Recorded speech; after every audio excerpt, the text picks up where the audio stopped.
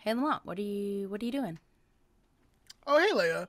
I'm looking up Kiss Me Irish shirts for St. Patrick's Day. I don't know. You're not Irish. Kind of seems like false representation to me, you know?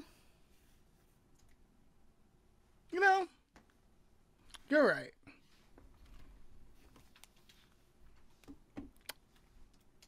Hey, Leah. What are you doing? Now I'm looking up Kiss Me I'm Irish shirts. Um, Wait, what was that about? False representation? Actually, I just got my DNA test results this week, so turns out my dad was part Irish. Hmm.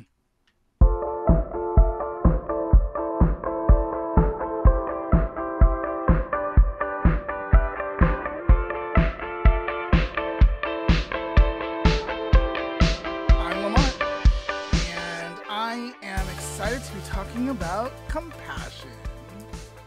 And I'm Leah.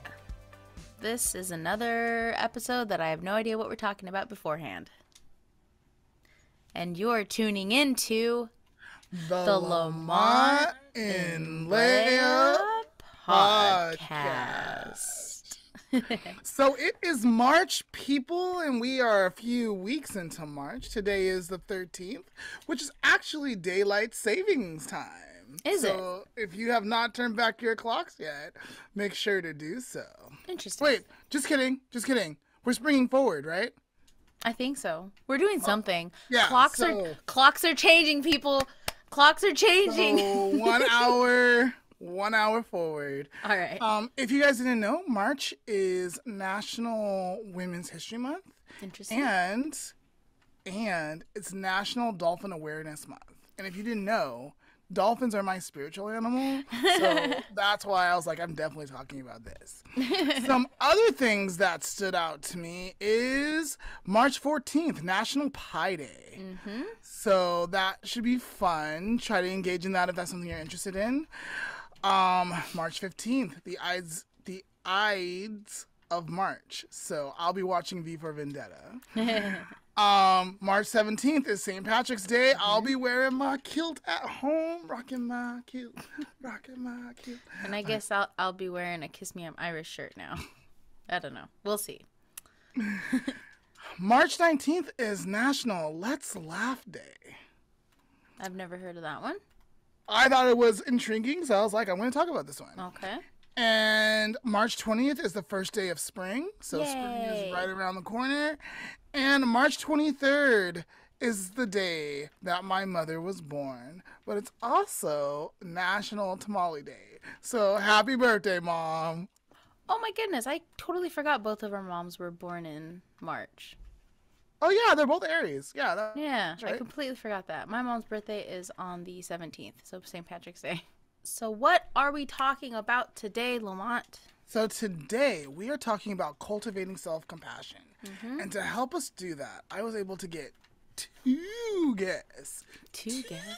Oh my so goodness. our first guest is a YouTuber. She has a degree in industrial organizational psychology. She's the author of The Needs Language, Bringing Balance and Belonging in Dating.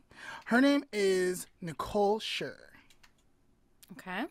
And our second guest is a youth development specialist. He's a motivational speaker, a fellow podcaster of the semi-social life of a Black introvert. And his name is Aaron Whitfield. That is a great title. That is a great title.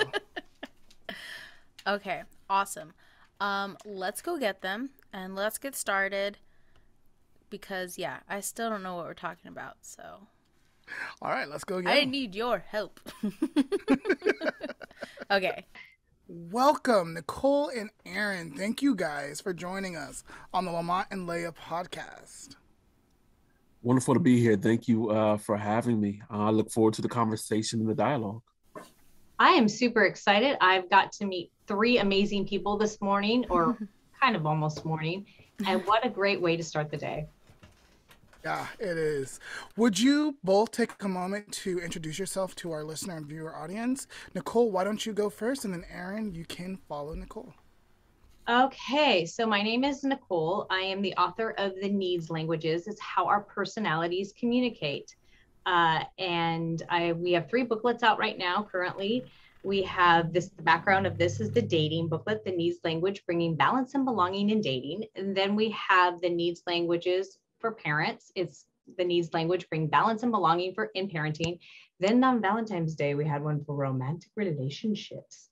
And that's the Needs Language, Bring Balance and Belonging in romantic relationships. We'll have one out for the workplace soon because, again, personalities communicate. Right. I have my undergrad in just a general, but minored in business and conflict resolution. My master's is in, and I will not repeat this again, industrial organizational psychology, because you need a degree to say it or spell it. So I will say IO going forward. And I'm a big component person for DEI, especially disability equity. And I'm not going to go into that right now, but our disability community, it crosses all genders, all races, all ages. And so for me, I'm a big DEI person on that. And that's part of the reason why communication is so vital and crucial to me is if we learn how our personality communicates and we become balanced, then we are able to create our belonging and we're able to listen to the other person, resolve conflicts, and have a happy life, which is one of Maslow's hierarchy of needs. Yeah, absolutely. My name is Aaron Whitfield. I am an educator and motivational speaker, also owner of Mufali LLC, which houses my podcast, which is the semi-social life of a Black introvert. And pretty much I am someone who just believes in the positivity and the empowerment of people. Each person has the ability to create change, whether it be change in someone else's life or change within their own lives. And so I'm excited to be on this podcast and have this conversation with the 3 of you all and definitely see where it goes. Awesome. Thank you, guys. All right. Leah, are you ready to jump in to the topic? Let's do it. Let's go. Okay. So, when people say self-compassion, what are they talking about? You want to go first, Aaron, or you want me to tackle that one? Go ahead. Well, you can tackle it first. Are you serious? You think I'm a football player here? Absolutely. Absolutely. Okay, before I tackle self-compassion, I have got my partner and their family love football, and I have told them that they need to change the outfits to football players wearing tutus with cat backpacks. I have almost been kicked out of the family. Oh my goodness. Yes, he is like, yeah, I understand. Yeah, they need the cat backpacks with little kids. So self-compassion is not doing that, of course, to your football players because they need protective gear. Self-compassion is when you are kind to yourself and you are aware. You're aware of who you are and what you need. And you allow that space for that. And when others come in and judge, you are okay. You're okay with you're like, this is who I am. Like I had spoken a little bit with all of you beforehand and said, I'm an IV, I'm an important value. Well, sometimes important values are like, it can be really driven, really focused. And then the next minute they're like, oh, puppy, there's a puppy. And you're like, oh my gosh, we almost have to, what happened? Are you kind of dingy? I have to have compassion within myself when the judgment comes and understand this is who I am. This is awesome. I have to have compassion within myself when I get too driven and know that maybe I may be struggling with sleep because my mind is going 90 miles an hour, and know what my tools are for taking care of myself. And then if I can't give myself compassion, I'm not able to give others compassion. Mm-hmm. So it's really learning how to be skillful to give yourself that compassion. You have to have skills and tools in your toolbox. It's like if I go out to my car, and I'm not a mechanic, trust me, I could have a funny story on that one. And I don't have the proper tools to fix it. If I'm going out to my car with a hammer is not going to fix a broken taillight. It will break it more. And so self-compassion, you have to know what the tools are and what you need to be able to provide that for yourself. I love that. Aaron, did you want to expand? Yeah, absolutely. I think when I think of self-compassion, I think of the word grace. Being able to give yourself grace. I know in life, we strive for perfection, but I think when you have self-compassion, you strive for purpose.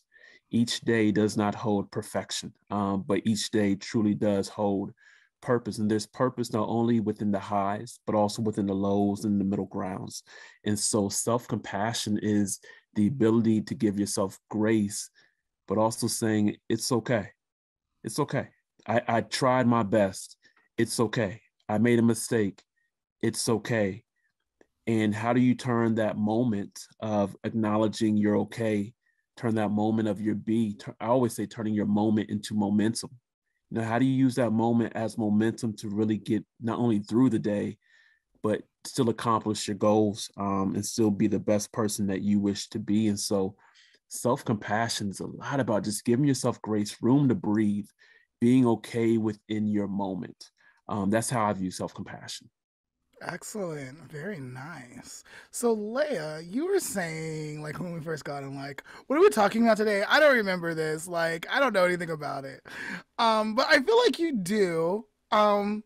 Maybe, like, it just hasn't, like, been laid out for you, like, this word. So now that you've heard a couple people talk about it, like, have you experienced this in your life? Have you, heard about it maybe? Like, does it ring a bell? Like, what's coming up for you?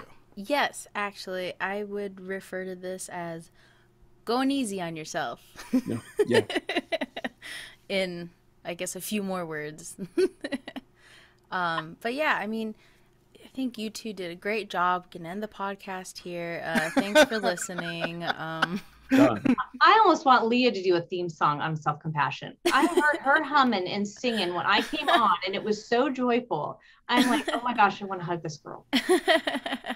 So I tell this to people all the time, and it was about the positive words that you were just saying. We celebrate like Martin Luther King Day, or we'll celebrate like Mother Teresa, or we'll celebrate people in history like Gandhi, but we never celebrate Martin Luther King Mom Day, or Martin Luther King Teacher Day, or Martin Luther King Dad Day, or Mother Teresa Auntie Day, or, Gandhi Best Friend Day, or Gandhi Wife Day.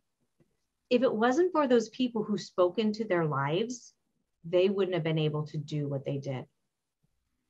Those people are just as powerful or as influential as Martin Luther King, as Gandhi, as Mother Teresa, as Rosa Parks, as the other people in history who have done amazing things. So the little girl who threw herself on the Capitol for the Capitol crawl, with disabilities, who started the ADA Act in 1990. And we have to realize that we look at these people who have done these amazing things in history and think, oh, that's how we change the world. No, it's just one little spoken word. And we could be that one person that speaks that one word into that person to change them to go be that person that changes the world. So not one word can be wasted. Yeah. And that's what Leah and I are hoping we're doing on this podcast. Yeah. It's wonderful. I mean, because that's really the impact of people. I don't know if we understand that each day is another opportunity to create that type of impact. I think that our society almost suppresses us, and it suppresses the individuality of who we are, what makes all of us unique, our gifts, our passions. We are almost just conditioned to not express who we are as individuals, instead just conform to the group. But if we woke up each day and realized that we are special, we are unique, we are powerful, that we have enough love, enough heart, enough vision, enough wisdom to not only change someone else's life, but also open ourselves up to have our lives changed, just as we're doing on this podcast. It's not enough just to be impactful, but you also have to have enough ability and vision to want to be impacted. If we lived both impactful and impacted lives, we would have full lives. We would accomplish this nothing that we can accomplish, not only within the power that we hold within ourselves, but within the power, as you all are speaking, the group and community dynamic. You know, when I think of, Martin Luther King, Rosa Parks, any of those sort of figures, they were ordinary people pressed into doing extraordinary things.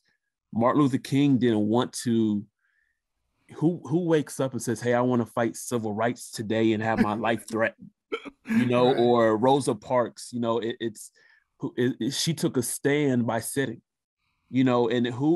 but they saw an opportunity to create change. Yeah. And they said, I'm willing to risk it all momentarily for the greater good. And I think this also ties back into compassion. Yeah, They absolutely. didn't go about these movements perfectly, but they went about them purposely. Yeah. And that's what separates, the being too hard on ourselves and beating ourselves up versus, hey, I went about this in a purposeful way. I tried my best, and it's still a job well done. Well, and a lot of people don't realize, if it wasn't for people like Martin Luther King and Rosa Parks doing the civil rights movement, the ADA wouldn't have had such an impact in 1990. The civil rights not only did things for African Americans, but they did amazing things for disability community. Mm-hmm. They got the ball rolling. And I am very grateful because I have a learning disability. And if it wasn't for the civil rights movement, I wouldn't have some of the opportunities that I have. And so I am so grateful for that. I think your point is incredible, because it leads to, self-compassion leads to else compassion. Right. And what you have, what you give self, you have to disperse it out to other people. And it shows that impact. It shows those kind words. It shows those actions. It shows the stickers. It shows the conversations about entrepreneurship. It shows it shows that because it comes from the heart. And so that's why self-compassion is so important, because it's not just for you, it's for you to extend.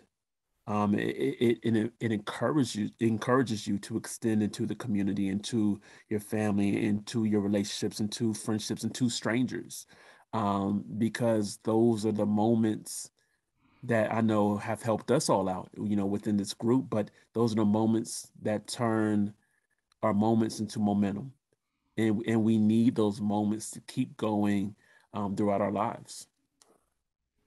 Right, right. I love what everyone is saying so far. So I kind of want to jump back and say, like, if you can't give what you don't have, right? If you don't have love for yourself, you can't give it to others. And so if I was going to sum up like self-compassion simply, I would say it's simply loving and accepting yourself.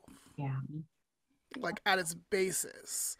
And then there's so much more involved. Like all the examples you gave, Nicole, everything you talked about, Aaron, and then Leah, even going easy on yourself. That is definitely a version of that, right?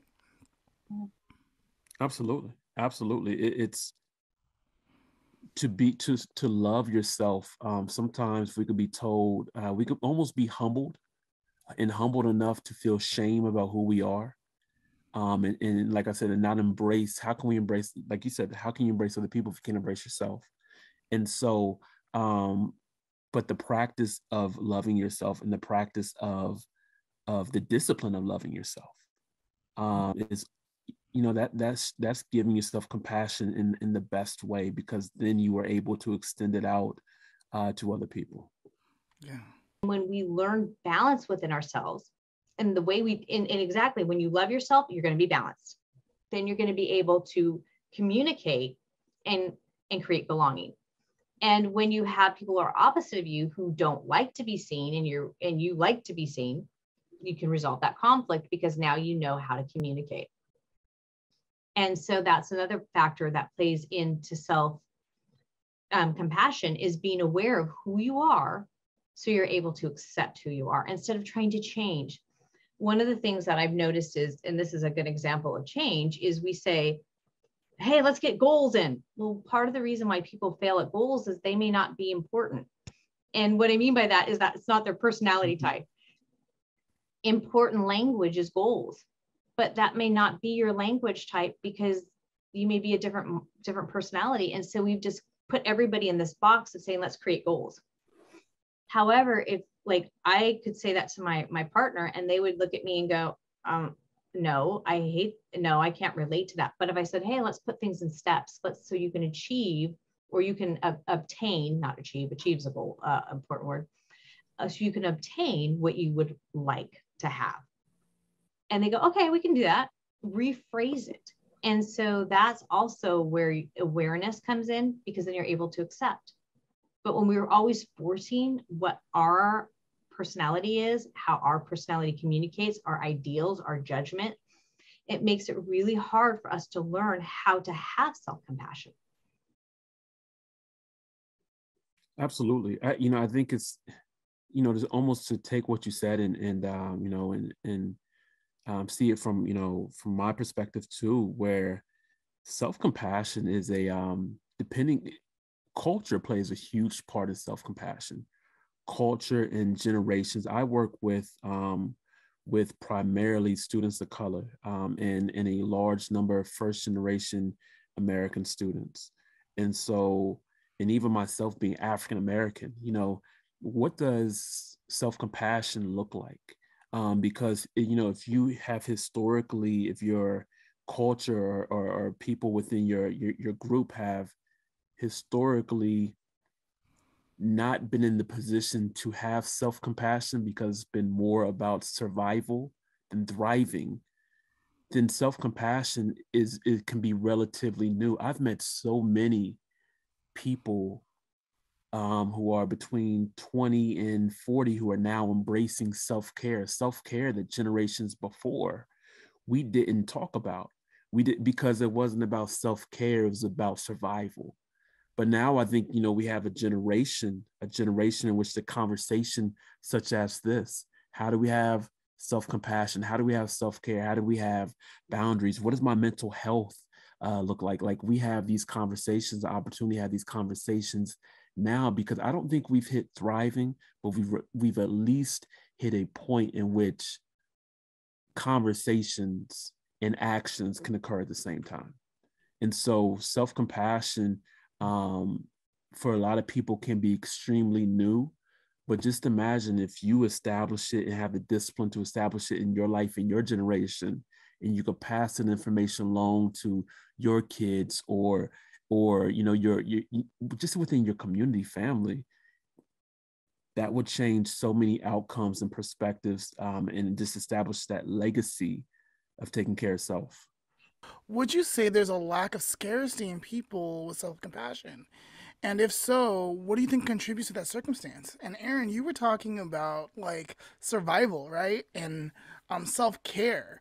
And that kind of brought up a clip from Medea, which I found, and I kind of want to just show really, really quick. Absolutely. All right. I'll allow it, I suppose. So this is from Tyler Perry's Medea Goes to Jail, and here's just a little clip. Let me explain something to you, honey. What? Did I ask for some me time when you was sending me to the store every 5 minutes to get you something to eat when you was born? In this clip, Cora is getting her hair done or her nails done or something, and she's like, Mom, I need some me time. And Medea's like, me time? What's me time? And that's that older generational of I'm not taking care of myself. I'm in survival mode. I have to take care of these kids. We have to keep going. We have to keep pushing. We got to keep hustling. And I think that is maybe one of the factors that might contribute to a lack of self-compassion. What other things might contribute to a lack of self-compassion for people?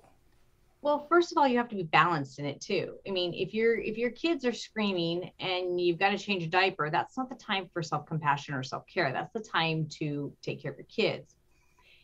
However, we also have lost a lot of community. And, Gen X was the latchkey kids, and cynical because we were with the parents that worked all the time.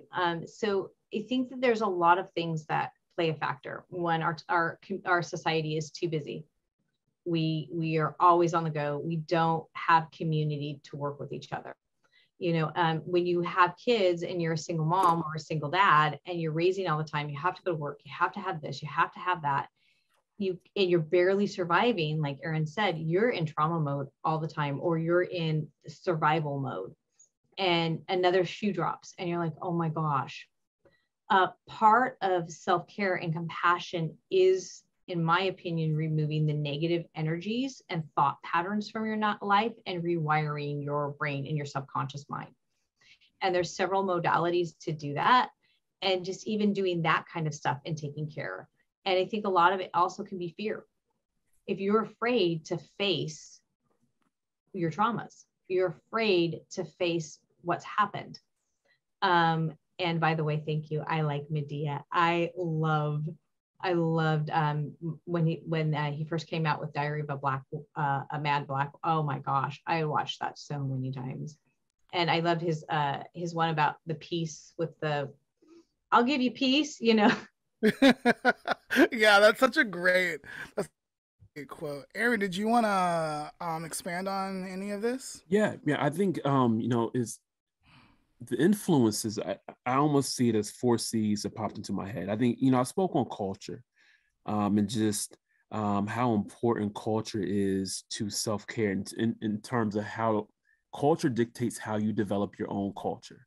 And so if it's not something that you see on a regular basis or within your own family structure, then it's going to be hard to sort of extend yourself self-compassion. So culture plays a huge role, culture/environment, but I also think our lack of communication. We haven't really learned how to communicate self-compassion, self-care. And now I think with this generation, with millennials, and there's a communication involved in saying, hey, my job position is important, but so is my life purpose. I'm more important as a person. I'm more important than my position. It's always person versus position, where in generations past it's position over purpose. And so just being able to communicate those needs and expectations and boundaries when it comes to self-compassion. And I also think, we've spoken on it just briefly, but consumerism. Part of consumerism is that you have to go out and attain something in order to make yourself feel whole. But really, what you need is really on the inside of you. All these other things don't really matter. They'll fade away. But if you could search yourself and find the true value of yourself, the treasure within self, that is huge when it comes to being able to extend self-compassion to you, but also extend compassion to other people. And so, I think those factors definitely play a part. Absolutely. I love that Nicole was giving you so much love while you're speaking. I saw her clapping and thumbs up and stuff. I hope it wasn't distracting. That's what I was like. Oh, no. It wasn't distracting. But what I'm hearing from the both of you guys is there needs to be a mindfulness when it comes to practicing Great word. compassion. We have to take time to look what we're putting out there, and determine, is that okay, or do I want to change that? Leah, did you want to add anything? I guess your original question was like, would you say there is a lack in people developing self-compassion? I would have to say yes, now that I understand what we're talking about. I would say that people, I think someone mentioned it, I can't remember who, but we're like too busy to take the time to do that. And people will be like, oh yeah, well, I had a self-care day, I had a spa day. But like, I think that's related, but not the same. Like, yeah, I can go and sit and get my pedicure done, but that's not going to like change up here. Yeah. And I think if we would have a way to maybe slow down a little bit and take the time to assess things, it might be able to like develop a little better. Yeah. Leah, I agree with you. I think, we see self-care and self-compassion as external, when really it's internal. It's I think we live in a what's the phrase? I'm gonna chase the bag type of mentality. Hustle culture. We're chasing the bag. That's the culture that we're in. That's the community that we're in. We're going to chase this external bag of wealth when really it is the internal bag of wealth. I think, when it comes to busyness, and it ties into consumerism, we rely so much upon our eyesight and we devalue our insight.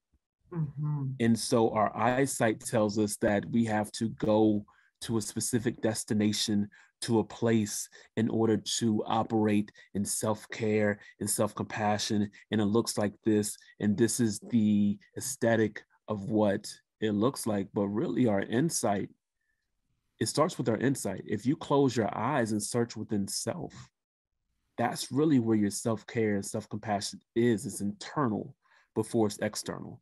And so, it all plays. We are in a busy society in which we are constantly moving but getting nowhere.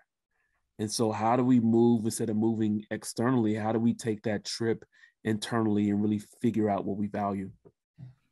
And I think we need to play more. As grown-ups, we're told we need to be grown-ups. And really, like the stories I was talking about, it's play, it's giggle. We need to find what our play is. Right. What is your play? I'm going to tell you, some people, their play is working on cars. Some people, their play is, but what is your play? And make it joyous. Even if it's work, even if it's like, hey, I want to write, my play is encouraging people and telling them that they could be multimillionaires and figuring out new business ideas. I know that I get high off of that. I get high off of telling 6 and 7-year-olds or little kids I get high. That's my play. And I just feel so good by doing that, but that's who I am. And, that's my highs. Those are my plays. So it's like, a lot of people don't understand this. The reason we don't remember our day-to-day stuff is because what our brain remembers is what's a heightened emotion. So we can either rewire our brain in joy or fear. So, and they have the saying, misery loves company. Well, why do you want to be company with misery? We need to change that saying, in my opinion, to joy loves company. And I'm going to be friends with joy. Mm-hmm. And so it's more of, in my opinion, let's find our joy. Let's go play. Let's go skip. Let's go find ways to and it's not, I have no problem with drinking or marijuana or any of those kinds of things, but we rely too much on that to check out because we're so stressed. We're so busy. And it becomes a place of a crutch instead of a place of, I just had a drink with my friend. Let's find a place of joy. When we're playing and we're fulfilling our purpose, food's not going to matter. Alcohol's not going to matter. Drugs aren't going to matter. Having the next best purse isn't going to matter. Those things are going to fall away because we are going to be so in love with love itself and with people and ourselves that we're just going to be skipping through life and happy. I love that you brought up play. Yes, episode 34, Cultivating Play, Lamont N Leah podcast. Check it out if you haven't seen that one or heard that one, to expand on more ideas of play. Exactly. I was going to say that. You beat me to it. Oh, I'm so sorry, Leah. It's okay. I'll link it. So make sure you guys check that out. But I think we're slowly leading into like our next thing that we're going to talk about. But I think before we do that, that is how we can develop better self-compassion. But before we do that, I do want to take a little break. Let's get some water. Let's check in with everybody, and then we'll be right back. Cool.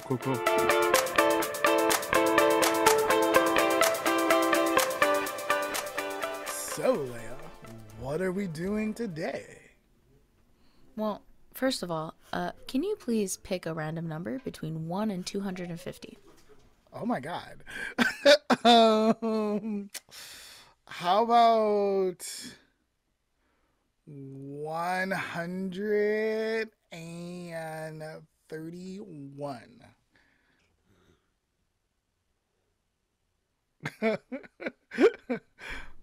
I'm making a stink face for those who can't see. Can you pick another one? That one's boring. Okay. How about 72? 72. Let's see if it got better luck here. That's boring too. Lamont.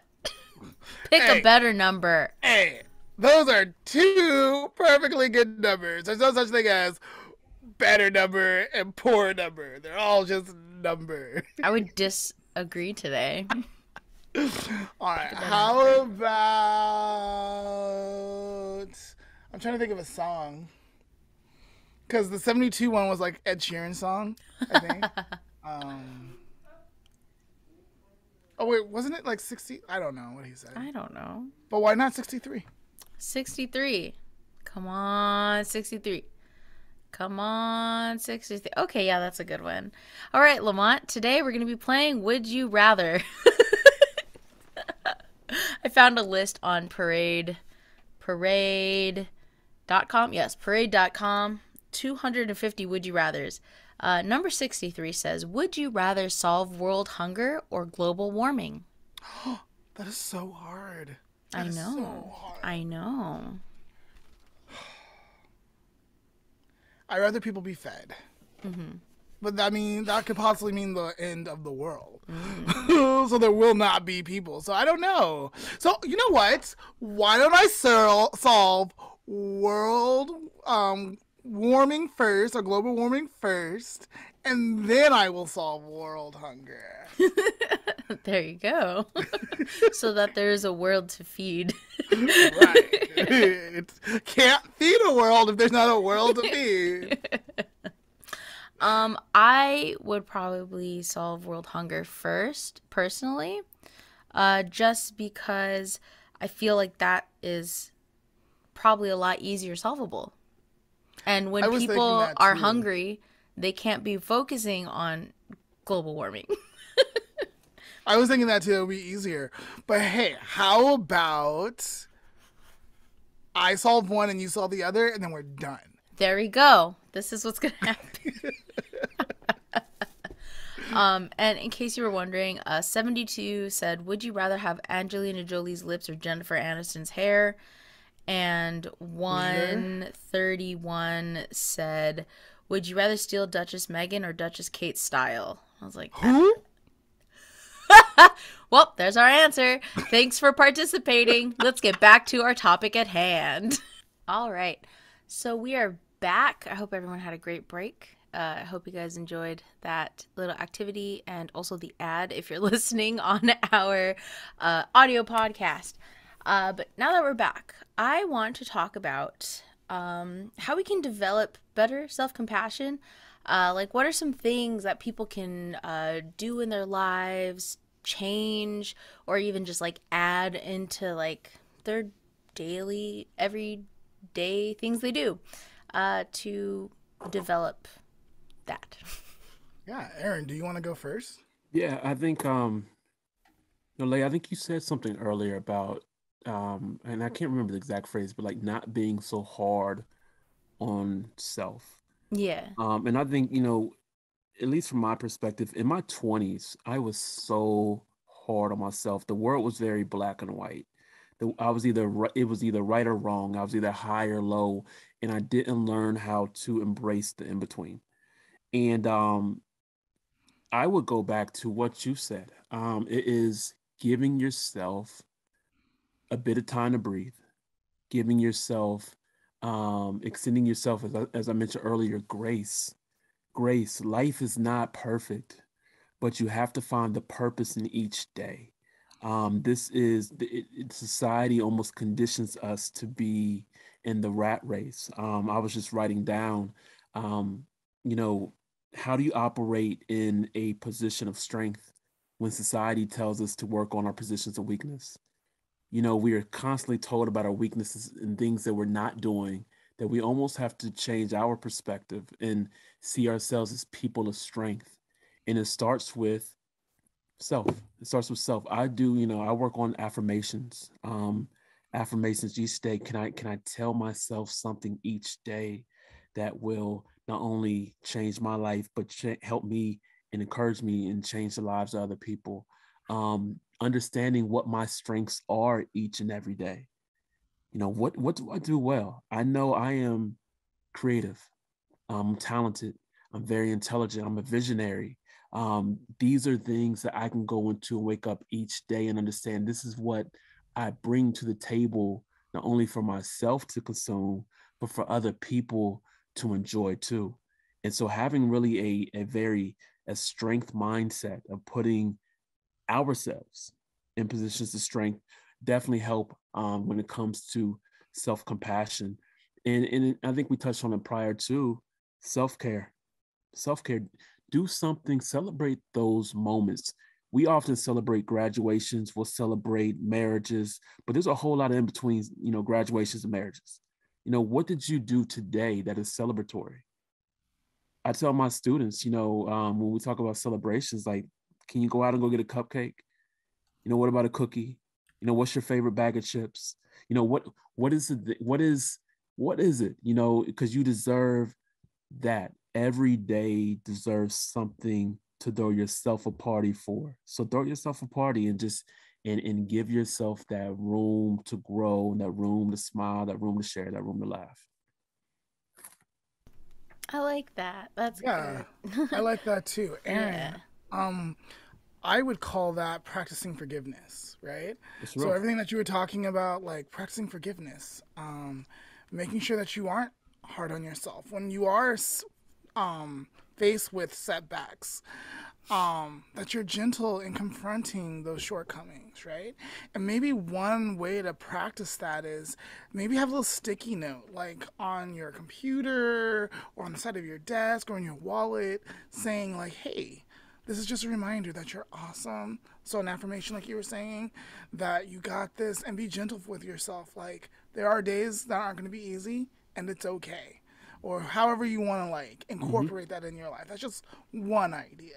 Mm-hmm. Yeah, absolutely. Absolutely. It has to start somewhere, and so you have to speak your own language. And my language may be different from someone else's language. How my phrase may be different from Leah's phrase. But can we speak to ourselves? I know we oftentimes we don't like to admit that we talk to ourselves, but we should. And we should have those type of dialogues and conversations as to, as I call them, self-assessments. Where am I at emotionally right now? Where am I at physically? How do I feel? Let me do a check over where I am, and how can I proceed? How can I proceed? Each day can be different. And so honoring our be moments, our moments in which we can just be, and not just being in the past or in the distant future, honoring our be will help us appreciate who we truly are in the moment. Yeah, and that's another way. Everything that you just said is another way to practice being mindful. Yep. Like checking in with how I am emotionally, spiritually, physically. It's just other steps taking and being mindful. Absolutely. All of that reminded me of the episode that we did. I can't remember what number it was, but it was with your friend. I can't think of his name. Uh-oh. I hope he's not watching this one. Yush? Oh, okay. Yes, It Yush, was that the was his name. Thanksgiving one, or Yeah. November, grateful or gratitude. Yeah, how to be more Gratitude. grateful, gratitude, or whatever it was called. Yeah.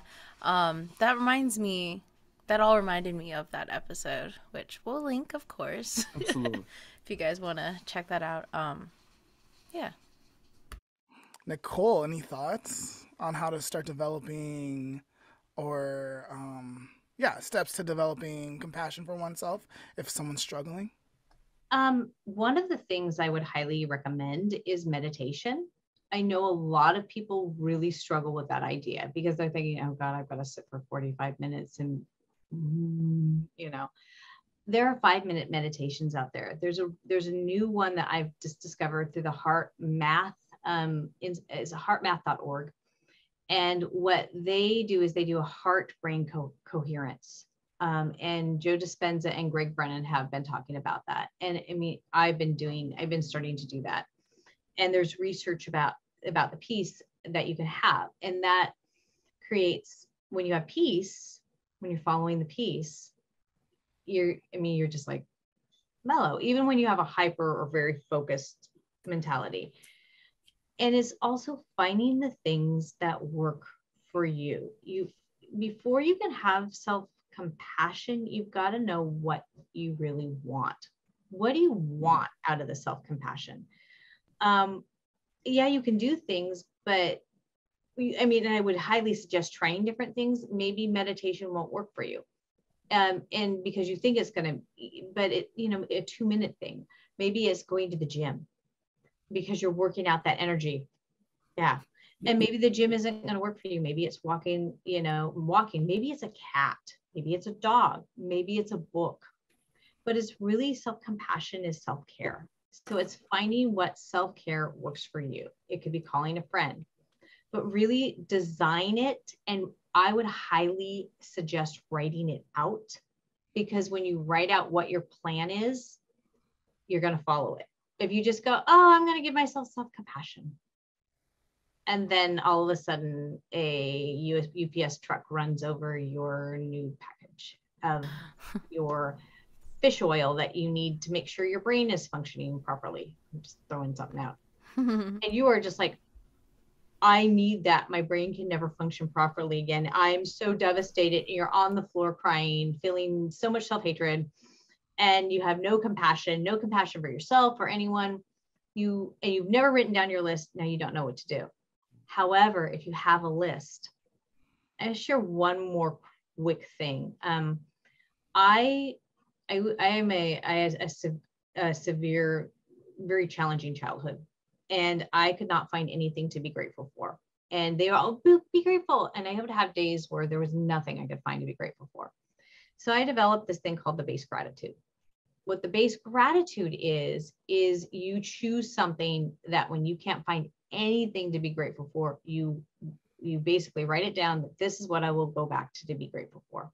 Mine was running water and flushing toilets. That was until I went to India. Then it became toilet paper and American toilets because I got deli belly so bad. I mean, it was like, oh. But it started to help me rewire my brain. And when you have trauma brain, like really bad trauma brain, or like Aaron talked about earlier, where you're just trying to survive, this helps you. And there would be days where I could not find anything, or when you're in isolation, because we were in isolation with the pandemic, and some people still are. And people with disabilities got it even harder hit, and people with disabilities struggle with isolation, even more so than a lot of people realize. But I would go back to my base gratitude. Today, I can't find anything else. I'm going to be grateful for running water and flushing toilets. Today, I'm going to be grateful for running water and flushing toilets. And it had a little humor, component to it. And pretty soon I had days where I could find more things I would be grateful for. So gratitude is huge. It helps with a lot more self-compassion. It helps with awareness, but writing that list down of what can I do to create that self-compassion, and having that so that you can go to it, because it might be that you can only get a cupcake that day, or it might be you could only play your favorite song. I mean, mine is Epica Unleashed. I mean, it is just like power song with all these operatic high notes. It could be something so simple that you only maybe have 5 minutes for, or 2 minutes. It might be you only get the first 3 words out. So that's what I would suggest. I like that. I like that a lot. That puts me in the mind of that list, like, which, if you want to cultivate compassion or any skill, you have to be able or willing to practice it. You have to have a plan to practice it. Not at game time, not when things are going down, but before. So when it does go down, you can call upon that skill. I often tell my children, like, hey, do basketball players, football players, soccer players, dancers, cheerleaders, whatever it might be, do they practice at game time? They're like, no. When do they practice? Before game time. So at game time, they have that skill. So it's so important that we are finding ways before it gets too tough, before we get into that hard like headspace, so we can be able to call upon that and be like, hey, I need this and I need it right now. Yeah. No, Lamont, it's we were taught that practice makes perfect, but really it's practice makes purpose. And so, it's that daily routine. It's that list Nicole spoke about. It's the appreciation of practice that you spoke about, and how that helps each day seem purposeful, how that makes our lives seem purposeful. And so, having, I don't like to say a routine, because that seems like work, but I would just say, that investment, that self-investment, that's going to go a long way to creating a habit and an appreciation of self-care and self-awareness. I think it's time for us to wrap up. But before we wrap up, Aaron, that saying, I was hoping that Leah and I could steal it from you. What I said? That what was it, Leah? What did I say? It was the practice makes purpose. Yeah, Can practice. Leah and I have that? Yo, take it. Yeah, why not? All right, new Lamont N Leah sticker. Practice makes perfect. There we go. I'll get started right away. Put that mug on a t-shirt. No, practice makes purpose, not purpose. Yeah, practice makes purpose. Yeah, put it on a t-shirt. Yeah, put on a sticker. Absolutely. Cute. I love it. All right. Thank you guys for coming today. Thank you for speaking with us. Two great dynamic personalities. I love the conversation. If people wanted to get a hold of you and wanted to talk to you about this subject or any other subject, what would be the best way for them to contact you guys? Check me out on my website. I'm gonna spell it out for you. It's IAMMUFALI. IamMufali.com. Mufali stands for music, fashion, and life. 3 things that I am all about. And so that's where I have my blog. I also have my podcast, which is the Semi-Social Life of a Black Introvert podcast, which you can find on Apple, Google, any major podcast streaming.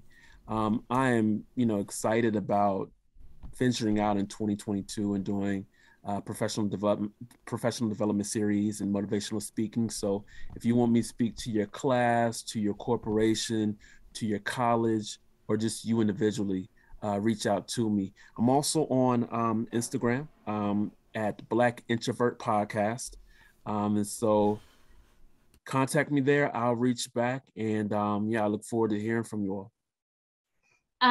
So I have, my website is called The 7 Candles. And that sounds kind of weird with you have the needs languages, but I kept it as the 7 candles because I want everybody to have their candle, flaming, because when our candle is flame, we are shining. We're all shining. So it's the 7 candles. And that's my website. I have a Facebook under the 7 candles. You can reach me there. And I have books on Amazon. The needs language, bringing balance and belonging in dating, which is my back cover here. I have the needs language, bring balance and belonging in parenting. And then a romantic relationships book came out. The needs language, bring balance and belonging in romantic relationships came out for Valentine's Day. And then we're having one come out for the workplace. So it's about how our personalities communicate. You can find them all on Amazon. Nicole Shir is the author. And just contact me and we can figure out what your needs languages are and how your personalities communicate. I do also speak at events. I'm in the Northwest, Portland, Oregon, and going from there. And I'm a big DEI person. Mine's more on disabilities and equity around that. That's where my focus is. I think that covers a lot of territory. So I hope I said that. I hope I said that in an equity way. And as always, we will have all of the talked about links and profiles and everything, websites in our show description, so you guys can go ahead and check those out. Well, thank you. This was beautiful. Thank you so much for this. You guys are amazing, and I am so glad you're doing this. Yeah, that you guys, thank you. In a few sentences, is there a message that you would like for people to know from your heart? It doesn't have to be about what we talked about today. It can be anything, just like a general little quick thing that you want people to remember. Whichever one of you want to go first, you can. Or you can think about it for a second. I just want people to know that you are special. You are a person of purpose, and that you deserve to be cared for, and especially by self. And so, let's approach each day, not less getting through the day, but getting to the day, having the vigor, having the passion to attack each day with purpose and love. Show love to yourself, show love to individuals in your community, those who are around you, those you know, and those you don't know. And let's create some life-changing impact, because you have that power within. And so, I just encourage you all to pursue each day with passion, love, and purpose. Thank you. Awesome. As you were talking, Aaron, I was thinking of Barney, You Are Special. I know that sounds so horrible. But, that song was really it was a good song. And his tail was dangerous because you were like, oh my gosh, just as he turns, are you going to get hit? But the whole theme of that was really good. And sometimes we're like, we don't understand, because we're like, oh God, we don't want to hear that song. But it is, you are special. You're the only one. You're the only one of you, and there's nobody like you. You're that piece of the puzzle, and you fit in society. And if you're not doing self-compassion and self-care, your piece is going to have a harder time fitting in. You're going to try and shove it somewhere where it doesn't belong. You may try and be a corner piece when you're really a middle piece. It is okay to be you. Find your balance within yourself, where you are aware, where you are not overpowering others, but you are complementing each other. And take care of yourself and realize you are unique and amazing. And my whole thing is I'm a big person that I hope when people that they encounter unconditional love or divine love, or however they see that, the way that they're designed to, so that they can walk in the fullness of their purpose. That is my heart's desire for everybody. Because when you encounter love the way you're designed to, there's nothing like it. You know. Yes. And that's really what it's about, because everything else will come together. Absolutely. I just feel like you told the story of my life. I just recently got married, and that was definitely like, we knew. Love that. Awesome. So thank you both again for joining us. Thank you for, teaching me about a bunch of stuff that I didn't realize. And yeah. We hope to have you back. Yeah. So, absolutely. Love to come back. All right. Thank you. Thank you everyone for listening and watching, and we'll see you on our next episode. Today's life lesson is, it's okay to say no. Are you one of those people who struggle with saying no? If so, I just want to take a moment to affirm you and let you know that it is okay for you to say no. If you're a parent, I encourage you to let your child say no, not only to things that they don't like or don't want, but to you. Don't take it as a personal attack. Honor their boundaries of appropriate. If it's not appropriate, affirm their feelings. Let them know that you understand that they don't like it. You understand that it's something they don't want to do right now, or they're not comfortable with. It is okay for them to feel that way, and communicate it with you, and redirect them if inappropriate, without harsh or angry tones. If you're able to do this, I believe your child will thrive in their lives And that is today's life lesson.